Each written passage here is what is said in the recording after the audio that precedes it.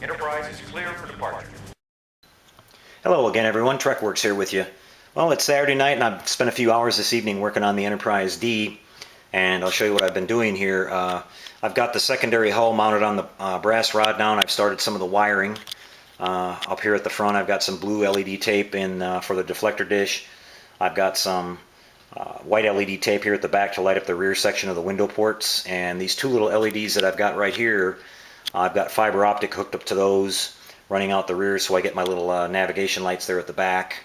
Had to cut trenches for those to go in too, and then the trenches are done.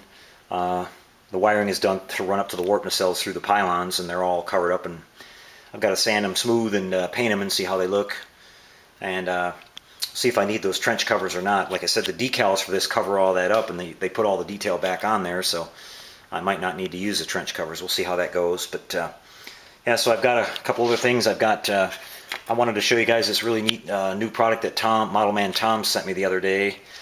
This is what's called an LED tower. It's basically from the same line as the LED tape, and there's a bunch of LEDs all put together to make a little bit of a tower there, and I mounted that on a little piece of styrene from a sprue and kind of just suspended it right there, hot glued everything together and put it inside the neck here. And this lights up the whole entire neck all by itself. It lights up all the windows, and it even lights up when you put the top section on here. It lights up all these windows here in the back, and the little I've got some lighting down here in the bottom, which is going to light up the impulse engine port. So that's a really nice little product, and it hooks up. It works from 6 to 12 volts. It hooks up just like your LED tape. It's got its own resistor built in, and just two wires running to it, and really nice little product. So that's going to be nice for lighting all kinds of different spaces inside these models. So things are coming along. Let me plug this in real quick, and you can see what I've got going on here. Again, we got the blue there at the front, and we've got some white there at the back, and the two red and green bulbs. And I've got, actually, power is actually going through these wires right now, so if I had the warp nacelles hooked up, they'd be lit as well. And like I said, I'm wiring this to be able to shut the warp engines off and the main hull lighting separately, and that's really all I'm going to do on this one for separate circuits.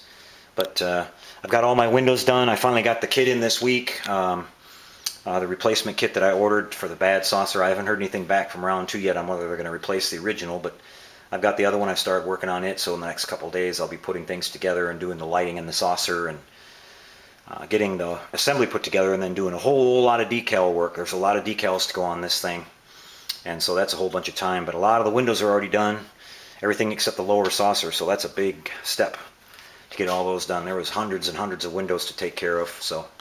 But I think it's the way to go for people that have cut those all out by hand. That's a lot of work, and my hat's off to you guys for that. This is definitely, I think, in the future going to be a lot nicer way and easier way to get the same effect and build this model a whole lot easier. So anyway, I'll be back in a couple days with another update, everybody. I hope you guys are building your own out there, and until I see you next time, everybody, happy modeling, guys.